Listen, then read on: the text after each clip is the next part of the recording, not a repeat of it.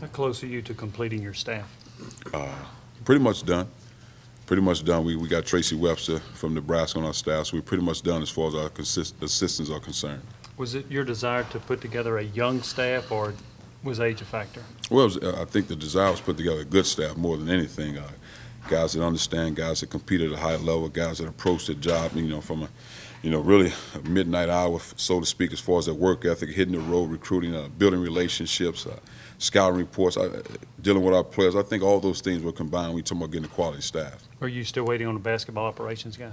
I don't know if we're still waiting, because I think Houston's our man. He's done a great job for us, and he's the guy. He knows the lay of the land better than anybody. Did you feel it was important to have somebody that knew the lay of the land on your staff like Houston? Well, it's always important, but I think the most important thing is to hire a quality guy, a guy that understands what we're trying to do. It's not so much of him being around him, but he understands it. And I think the best thing about him, he's been a head coach, so he understands, he knows what I'm going through and what I'm thinking.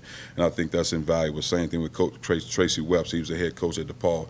So when you've been a head coach, you kind of understand what your head coach is going through. First of all, they're the kind of guys you almost have to kick them out of the office.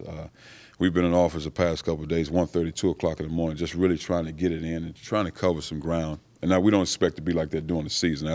That's too many hours putting in, and my wife wouldn't allow that in any way, shape, or form.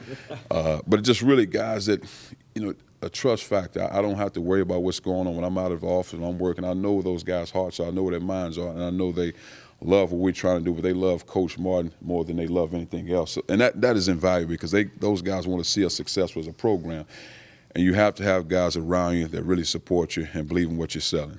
When I took over the job at Missouri State, Coach Williams was director of operations at Purdue. He's the first guy I signed on, because he understood, he knew what we were trying to do. He knew the blueprint, because he was actually one of the players that played in and went through it.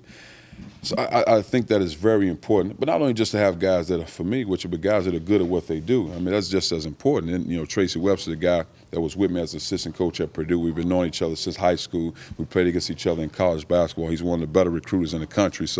But he's also good at a lot of other things, scouting reports and all those things. But I just think you got to have not just guys that know you, but guys that are good as well.